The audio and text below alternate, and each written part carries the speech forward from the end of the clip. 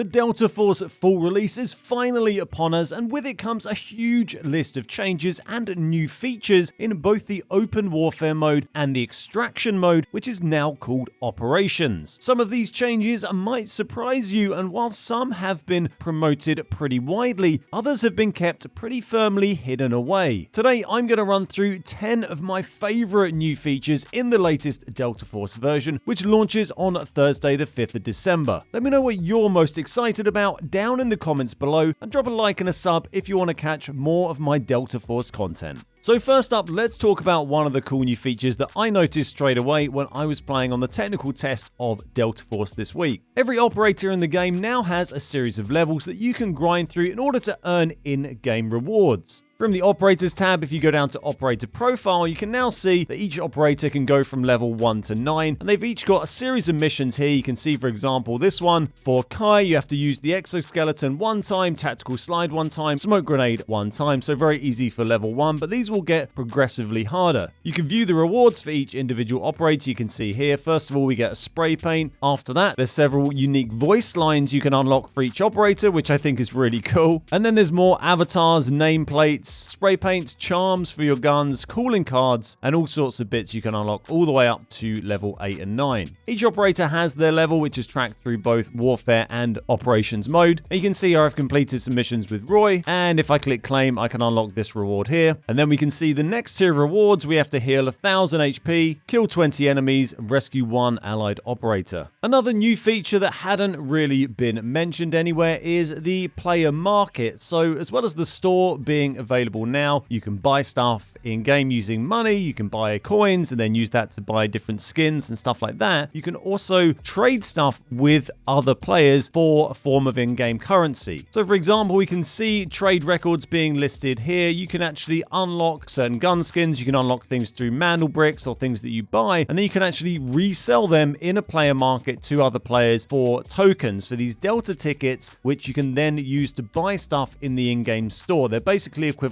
to Delta coins, which is the currency that you buy. So a cool little feature. We don't have a huge amount of detail on it just yet, but it's going to be really interesting to see exactly how that works. Another big change that you might have seen mentioned is the removal of AI operators from both modes of the game. Fairly early on, the devs announced that they're going to be removing AI operators from Warfare mode, which is the big open battlefield style mode, but they've also said they're going to remove them from Operations as well. That doesn't mean there won't be any bots in Operations. You still have the bots in it, but you won't have the AI operator teams kind of disguised as players like we saw in some of the early tests. I think this is generally a good thing, although I think for Operations mode, it's probably not very harmful to have maybe some of those AI operators in very early games or super new players to just get their head around the game a little bit. But certainly overall, I think it's a very popular change. And hopefully with the game being free to play, we'll have a big enough player base for that not to be an issue with matchmaking times. If you did, however, want to have a bit of a play against some AI for a bit of practice,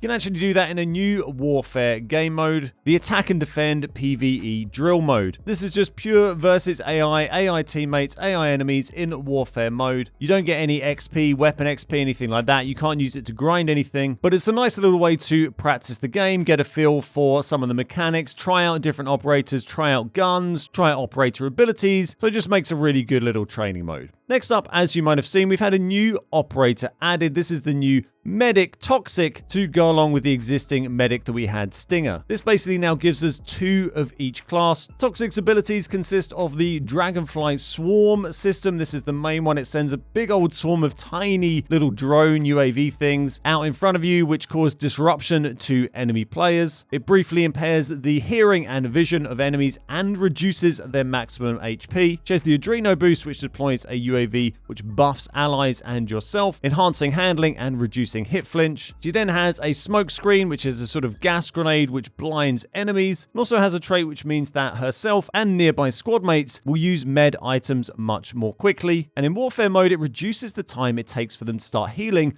after being injured. As well as the new operator, we also have a load of new maps in the game. In Warfare mode, we've now got the new maps Shafted, which is focused on infantry combat, Trench Lines, which is a replica of one of the classic old Delta Force maps, and then Threshold, which is an industrial city inspired by Gibraltar. This gives us 5 total Warfare maps, and Operations also gets 2 new maps as well. Brakesh is a new map added, which features a giant tower that you can fight through, as well as a load of other interesting unique features that we'll cover in just a minute. And then we also have a PvE map, Serpentine, added to Operations as well, where you can fight through a series of missions with a player squad against AI in order to earn in-game rewards. On top of the new maps in Operations, we also have a load of new boss characters. Various characters have been leaked over the last few weeks. We've seen the scientist Prometheus, who features on Brakesh. On top of that, we've seen the Havoc 64, which is a boss helicopter, which is also on Brakesh. And then we've also seen mention of Anai, who is a sniper with a sort of remote mini armored vehicle with a giant gun on it. Also on Brakesh only for the time being, we're going to see a new enemy type. The flamethrower troop is going to make an appearance. As you can see from the clips, they look pretty brutal, but you can shoot their gas tanks on their back in order to blow them up. Just make sure you stand back. Back on Warfare mode, we also have a new vehicle added, a new chopper, the MH035L. And last but not least, a great little feature that I enjoyed finding when I was playing this week was that when you go to gun loadouts now, you'll actually find that every gun in the game comes with a couple of recommended loadouts. They've put in, for example, on this one, you see there's a couple of different streamer recommended loadouts that are pre-saved there, so I could just do apply, grab these straight away. These ones you can see